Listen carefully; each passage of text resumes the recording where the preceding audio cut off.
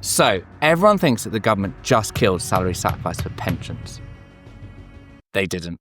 And while everyone was looking at pensions, Labour made another tax loophole a better choice for most high earners. So first, let's discuss what the budget actually destroyed. Now here is what the headlines got wrong. In the Autumn Budget 2025, the government announced that from April 2029, the National Insurance Advantage of pension salary sacrifice would be capped at £2,000 per year. Everything above that gets treated like normal pay. You're paying national insurance on it again. So with this in mind, the narrative became that salary sacrifice is dead. It's not even close. So here is what actually changed.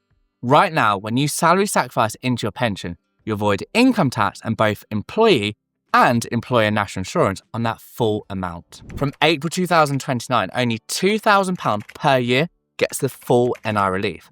Anything above that loses the NI advantage but keeps the income tax relief part. So with this in mind, what didn't change? Your annual pension allowance stays exactly the same. Income tax relief on pension contributions is untouched. The personal allowance calculation, the real weapon for high earners, are completely intact. The government didn't ban salary sacrifice, they just put a speed bump on the national insurance part after 2029. That is a pullback, not a shutdown. But here is what makes this interesting. While they were tightening the rules on pensions, they did something completely different with electric vehicles. They made them even more attractive, and most people completely missed it. Now, the shocking bit, the 60% tax trap. This is where this really matters. Now, let's talk about the people that should really care about salary sacrifice strategy the most. And this is people earning between £100,000 and £125,140. Although it is an important topic for everyone and a great way to lower your tax bill. But if you're in the 100 to 125k range, this is what accountants call the 60% tax trap. And most people have absolutely no idea about it. So this is why. Everyone gets a personal tax-free allowance, currently £12,570. But once your income goes over £100,000, the government starts to claw it back. For every £2 you earn above £100,000, you lose £1 of that allowance. By the time you reach £125,140, it is completely gone. So on that £25,140 slice of income between £100,000 and £125,140, you're not just paying 40% higher rate tax, you're also losing your personal allowance, which effectively adds an additional 20% tax on top. Your effective marginal tax rate in that band is a shocking 60%. You then add your 2% employee national insurance on top, and you're at a staggering 62% on every extra pound that you earn in that range, leaving you a mere 38%. If you have student loans, it's even more. Now, to put this into perspective, let's give an example. Let's say you're earning £110,000 without a student loan. That's £10,000 above the 100k threshold. So you lose 5k of your personal allowance. That extra £10,000 is taxed at the standard 40%. That equals £4,000. Then the lost £5,000 allowance is also taxed at 40%, another 2k. Total tax on your £10,000 is £6,000 plus 2% NI. So you keep a mere 3.8k out of that 10k gross salary. And the most shocking thing for a lot of my friends and a lot of Henrys in the UK is that most of them are totally unaware of this. They think that they're only paying 40%, but they're actually paying 60% tax. And the more infuriating thing is that you also lose access to benefits such as free childcare once you or your partner reach an adjusted net income of over £100,000, which is another massive cost to you if you have children. Let's now discuss how salary sacrifice was and is still the hidden superpower that you can use. So the good news is that the government uses something called adjustable net income to calculate your personal allowance. And here is the key. Gross pension contributions reduce your adjusted net income. So let's say you're earning £115,000 and you sacrifice £15,000 into your pension. Your adjustable net income for allowance purposes drops to £100,000. That means you regain your full personal allowance. And that £15,000 no longer sits in the 60% band. It's now a pension contribution instead of a heavily taxed salary. Here three things happen simultaneously. First, you get 40% higher rate income tax relief on that £15,000. Second, you restore your personal allowance, saving even more tax. And third, until April 2029, you get your full national insurance relief on sacrifice salary.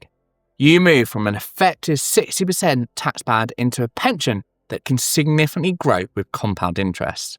With this in mind, salary sacrifice is a super weapon for anyone earning between 100 and 125k. So from April 2029, this is what actually changes. So with this in mind, let's cut through the noise and say exactly what will happen. From April 2029, you can still sacrifice as much salary into your pension as scheme rules allow. The first £2,000 per year stays completely national insurance free. And then anything above that £2,000 is now treated as normal pay for national insurance purposes. But, and this is critical, it still gets a full income tax relief. So the ability to pull yourself out of the 60% tax trap and lower your adjusted net income below £100,000 for childcare support, etc. is still there. And although the national insurance saving does get smaller for big contributions, the main win, bringing your taxable income down, is completely intact. For someone earning £115,000 in the 60% band, you have lost some of the NI upside. But, and this is a critical part, you can still sacrifice that £15,000 to still regain control of your personal allowance, thus avoiding the 60% band. So it's a pullback, but not a massacre for you. Now, and this is the juicy bit, the budget completely ignored electric car salary sacrifice, which is a fantastic legal tax loophole that you should consider. While the government was capping pension salary sacrifice, they did retain electric car salary sacrifice schemes as a fantastic way to reduce your tax burden. Why?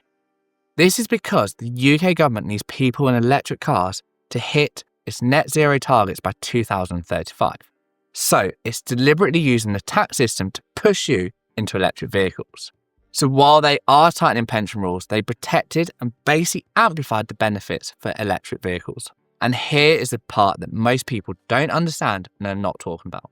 If your employer does run an electric vehicle salary sacrifice scheme, you're not just getting a cheap car.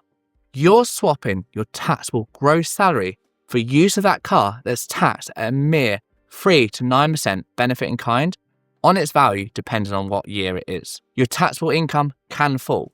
Your adjusted net income can move closer to or even below key thresholds like the £100,000 one by having a salary sacrifice electric vehicle. In the right cases, that helps you to claw back your personal allowance and to reduce the impact of the 60% tax trap.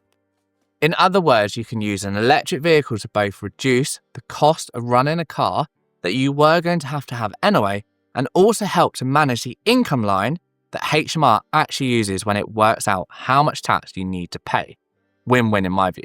And for high earners, this is a huge benefit. If you want to learn more about this, and I would highly recommend it, I will link a video at the end of this video on it. With this all said, let's understand who this actually affects. Let's be specific about what this means for your specific situation. So first, let's talk about those earning under £40,000. If, for example, you're earning £35,000 and you're contributing 5% via a salary sacrifice, this equates to £1,750. So you're below the £2,000 cap. In this case, the 2029 change doesn't impact you. Salary sacrifice remains simple and effective as it is today. For those earning between £40,000 and £100,000, if, for example, you're earning £60,000 and contributing 6%, that equates to £3,600. From 2029, you lose NI relief on £1,600. So, unfortunately, you may save a few £100 less per year, but you will still get full income tax relief, so it is still worth using. And then for those earning £100,000 to £125,140, aka those in the 60% tax trap, this is where you need to maximise this strategy, not just maximise everything. Pension contributions can still pull you out of the 60% band and restore your personal allowance. The national insurance cap just means that you won't get the unlimited national insurance savings that you get today. But the main win, the income tax relief and adjusted net income reduction, is completely untouched. So you can still use this to come out massively ahead. and I would highly encourage it. And for those earning over 125,140, your pension allowance is already gone. So pension contributions still can have a 45% income tax relief plus NI savings up to £2,000 from 2029. The national insurance cap does reduce the benefit slightly, but the fundamental logic of tax-efficient savings still holds. And if you can get yourself down to 100k, you can regain your personal allowance. Now, for my honest take. The autumn budget 2025 didn't kill salary sacrifice. It just flipped the game. For most workers earning under £100,000, it's business as usual. The cap barely touches you. For those earning 100 to 125,140, pension salary sacrifice is still a key tool to escape the 60% band.